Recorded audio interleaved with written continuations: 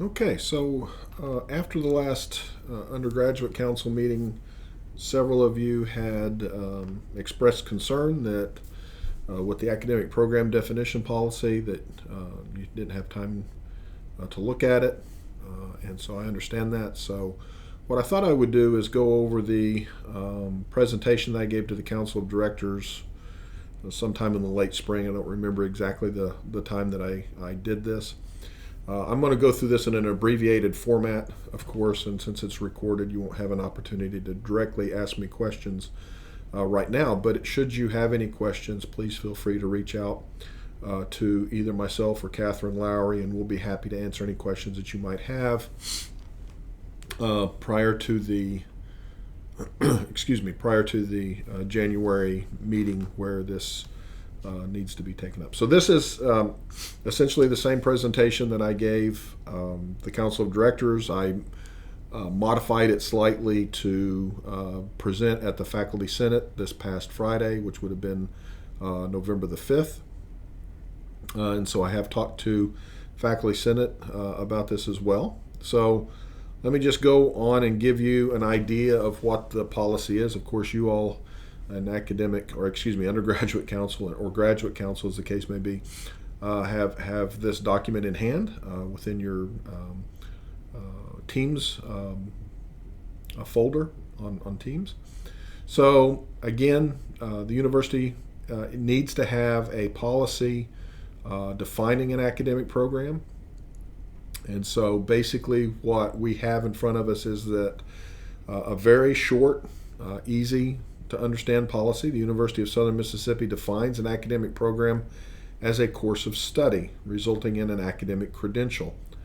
All academic programs meet the following three criteria. The program occupies a line on the USM Academic Program Inventory. I'll show you some things about that. The program has a dedicated plan in the bulletin. The program name appears on the plan field of the student transcript. And so having all of three of those things met, that really does mean that an academic program at our institution is a major, a standalone minor, a certificate, or a proficiency badge. However, a minor field of study is a subset of a major and is not considered an academic program for our purposes.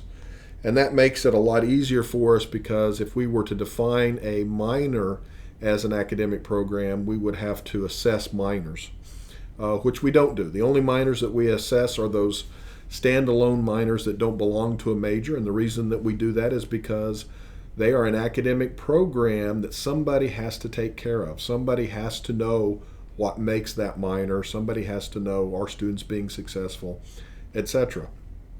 That's not the case for a regular minor because all of that is taken care of within the major. So that's why we do not define a regular minor as an academic program at the institution.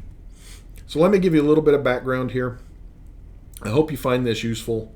You might recall that the University of Southern Mississippi went through reaffirmation from SAC-COC back in 2016. And in 2018, SAC-COC published a new set of standards. So this did occur since our last reaffirmation. So a lot of people have asked, why are we having to do this now when we haven't had to do this before? And this is the reason why. Last time we went for reaffirmation, things were different. Now, since 2018, we have a new set of rules and standards that we have to abide by. So this did happen since our last reaffirmation. And ever since I've been in this role at the institution, we have been working hard to make sure that we are in compliance with each and every one of these new standards or new organizations of standards, however you want to look at it, that are in place for us for our fifth year as well as our possibly our next 10-year reaffirmation. I don't anticipate that these will change before that time happens.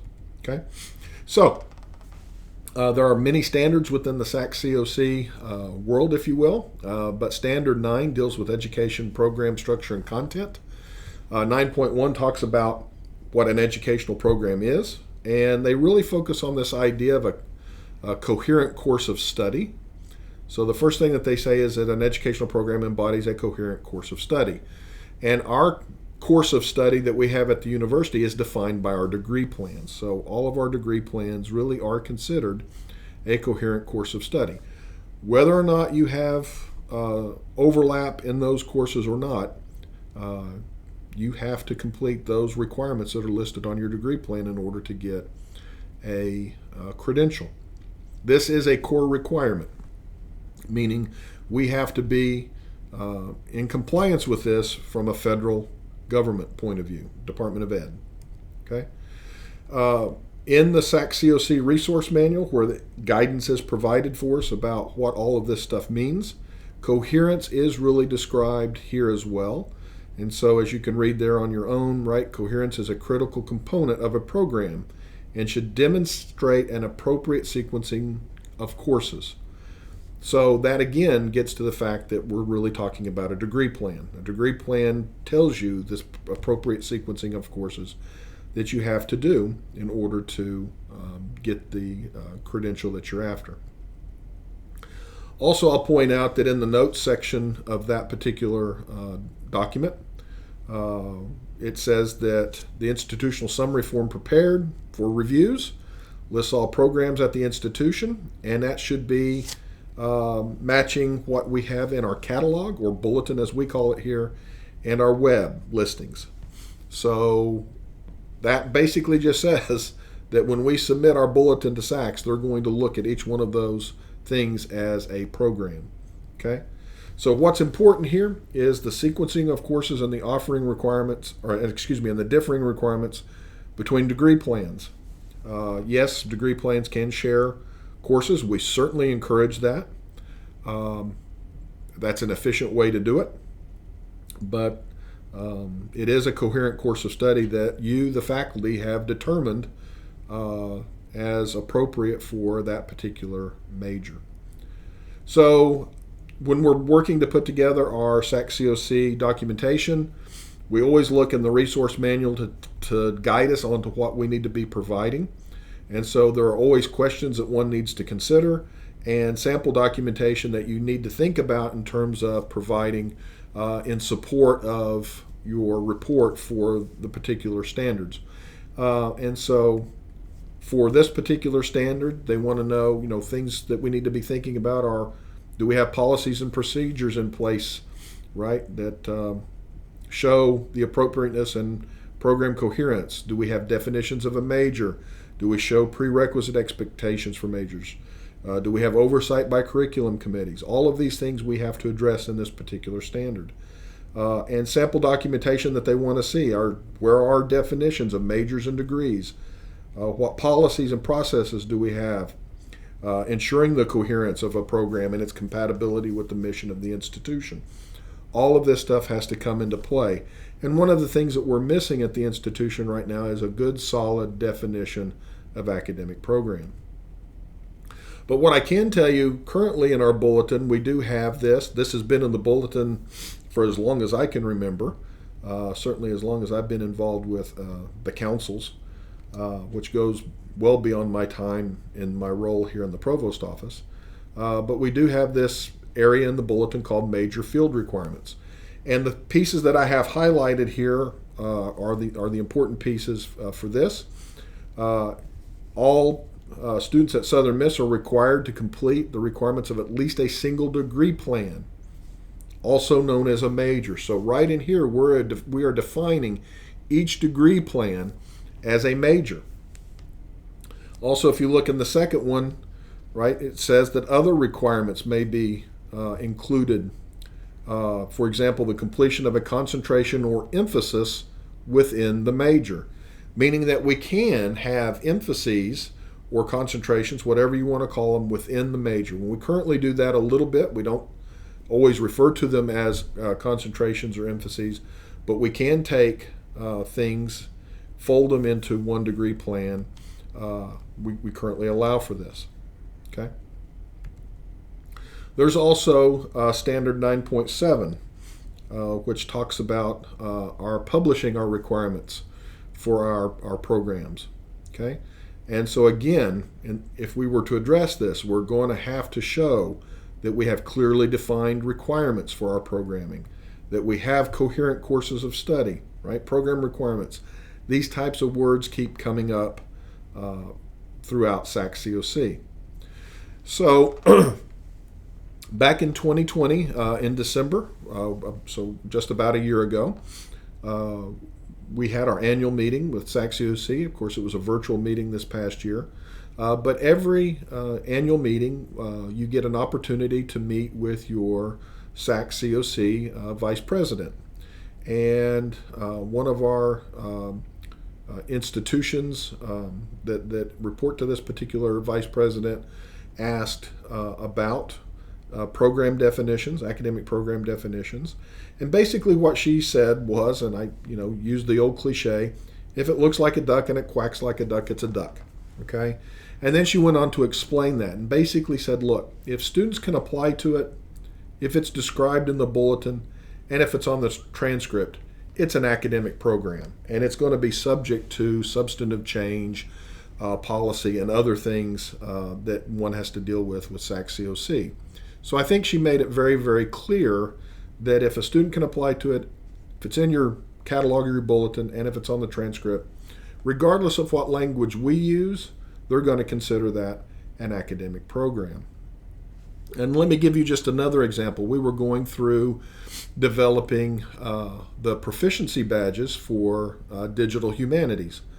And I reached out to our VP. We have never offered badges before. We've offered certificates. And what I was trying to get across to her was that, a badge is just a little bit smaller than a certificate with a few extra things associated with it. And could we maybe not have to submit a substantive change prospectus, because that's a 25-page document that you have to write. You have to pull together all this supporting information. And basically she came back and said, well, is this going to appear on the transcript? And I said, yes. And she said, so a student will apply to it and you'll have specific requirements for it and it'll appear on the transcript. And I said, yes. And she said, well, then that's a program. And since you haven't offered that before, you're going to have to go through the substantive change process. So working with the folks in humanities, we put together the Digital Humanities Proficiency Badge, submitted that to SACS, and got that approved. But it did require it because it was viewed as a program. And so that's why I included it in the program definition that you saw on the second slide. So I want to show you that what we currently do at the institution really is in line with this idea that SACS has for an academic program. And so I'm going to be fair and only pick on my program today. I'm going to pick on chemistry a little bit here.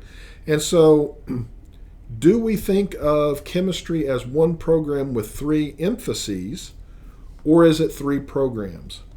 Well, again, we've been kind of loose with our definitions at the institution for a while. But I think after I go through these, you'll see that what we currently do matches with the expectations of SACS COC. So the first thing that we had for a program from SACS COC was, can students apply to it, right?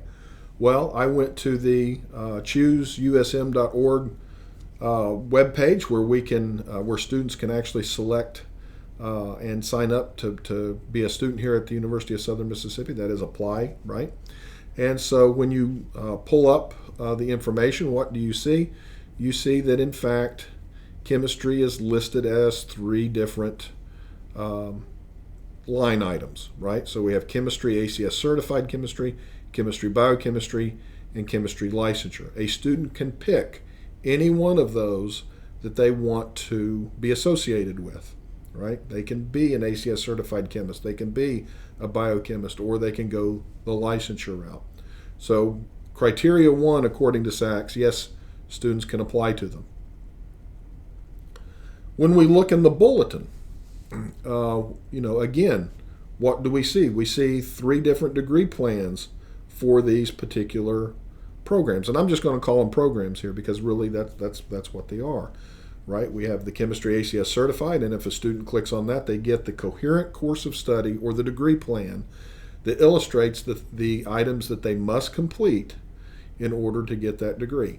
Now, that particular degree plan shares a number of courses with biochemistry and licensure. right? To do any one of those three, you're going to have some basic fundamental chemistry courses that are shared between them. However, when you look at biochemistry, what do you see? You see extra biochemistry classes, and you see a whole slew of extra biology courses that aren't required of the ACS certified student. When you look at the chemistry licensure, what do you see? Of course, you see the basic undergraduate chemistry courses that you would need, but you also start to see courses in the College of Education and Human Sciences, and you'll also notice that there is a different capstone requirement for the licensure students than for the biochemistry or the ACS certified chemistry. Chemistry licensure students do not do research as their capstone, they do student teaching. So there is a clear different path between all three of these.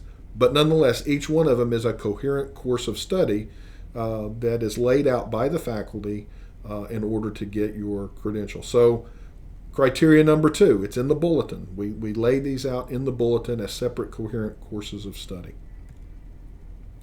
We also list these as single line items on our internal inventory. So what you'll see here is we've got chemistry, biochemistry, chemistry licensure.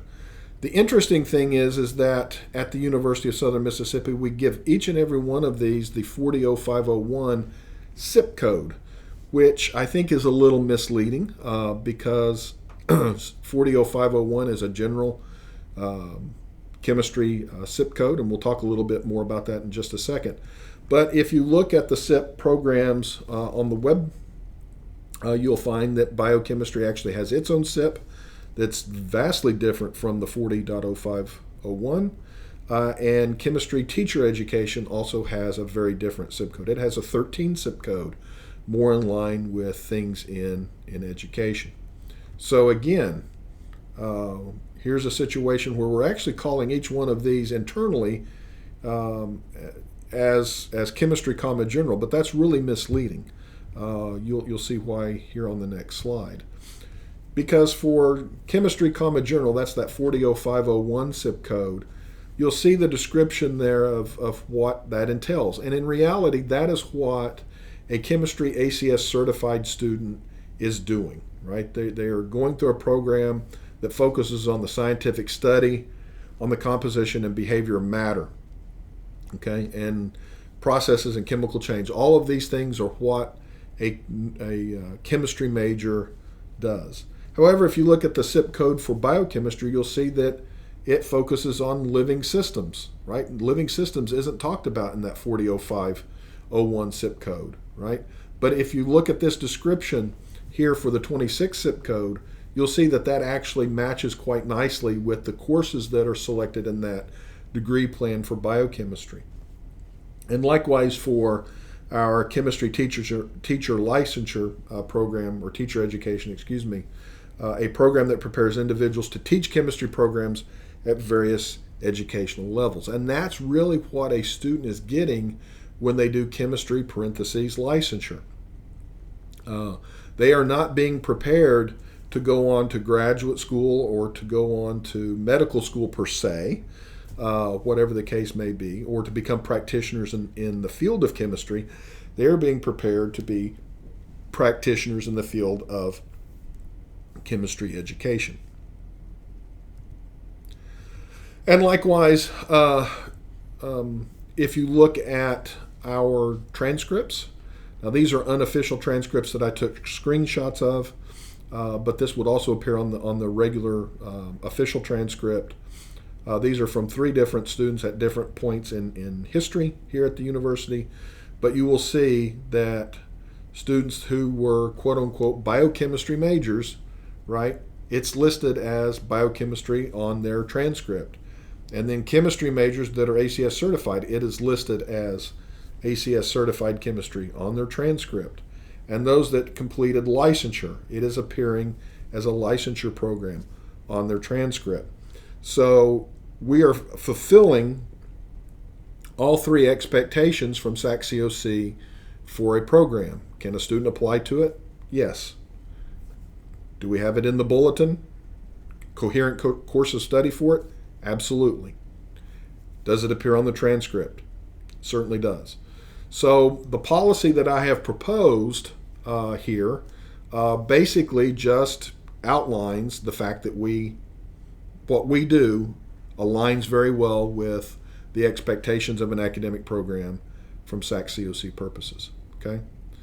So I know a lot of programs are wondering what's in it for them or what's in it for me.